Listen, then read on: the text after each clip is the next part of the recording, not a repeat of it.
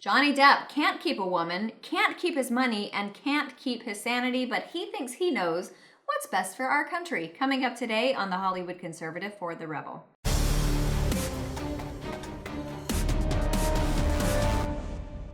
All right, so let's lay the groundwork and establish one basic truth. Johnny Depp is a hot mess. Well, he used to be hot, now he's just kind of a mess.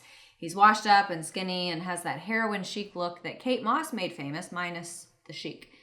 He is a dirtbag. Seriously, if I didn't know who he was and I saw him on the corner of Hollywood and Vine digging through a garbage bin, crouching over it, looking for leftovers and cigarette butts, begging for money, I seriously would not think twice. But he had a longtime girlfriend who he dumped back in 2012, Vanessa Paradis. They have 2 kids together. They never wed.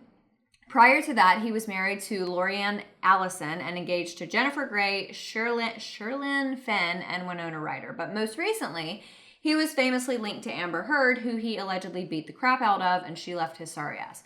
So this guy has been on one lately. He's in debt up to his eyeballs to the tune of $14 million. Of course, in true narcissist fashion, he sued his managers for $25 million, claiming that it was their fault. He spent $30,000 a month on wine, $18 million on a luxury yacht, and paid $3 million to blast the ashes of author Hunter Thompson out of a cannon. So yeah, Johnny, your debt is not the fault of your managers. Your debt is the fault of you being a dumbass with money and spending beyond your means. But none of that is what I want to talk about today. To set the stage for this past weekend's recent antics, let's reflect back on Glastonbury in 2017 when Depp said to a crowd, "When was the last time an actor assassinated a president?" And then said that he thought maybe it's time. So, running down the list of offenses: bad at relationships, wife beater, financially ignorant, and because of those Glastonbury comments, legitimately and completely psychotic. Nice rap sheet, Johnny. And now, to add to it, this past weekend at ComicCon in San Diego, that's the ridiculous convention where they often make film announcements, but also where grown adults dress up like mystical and fictional creatures, cosplay as in costume play.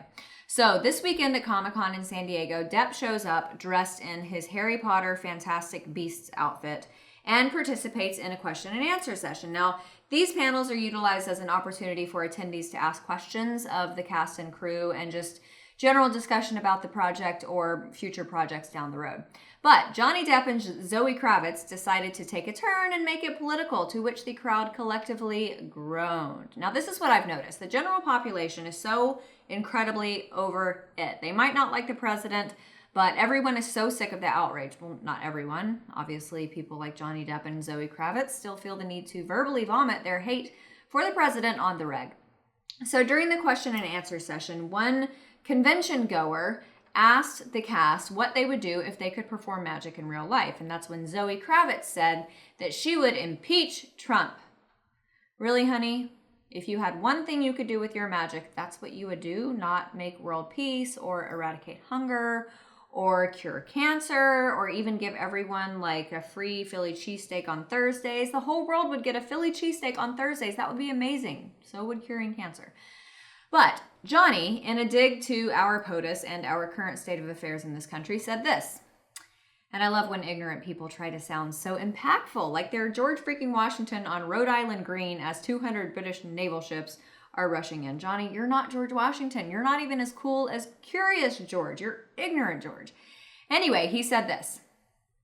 "We who live for freedom or truth, the moment has come to rise up and take our rightful place in the world."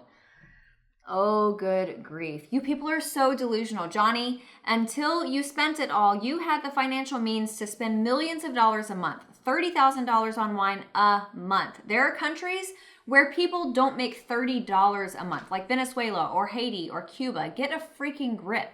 You're doing just fine. And by the way, the rest of us who can't afford that lifestyle, things are looking up for us too under this president. But people like us or like them don't want to talk about the unemployment rate or less people on food stamps or home ownership or holiday bonuses and pay raises because, well, they can't bark about that and use it as a platform to prop themselves up and get more publicity. That's just how it is. Everybody, have a great Monday. Thanks for watching. I'm Amanda Head, the Hollywood Conservative for The Rebel.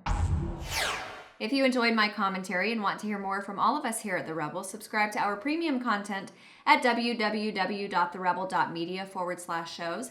Make sure you're following us on Facebook and Twitter for all of our latest news, and download our new app for The Rebel Media on the App Store. That way you will have instant and easy access to all of our latest videos and your favorite Rebel shows.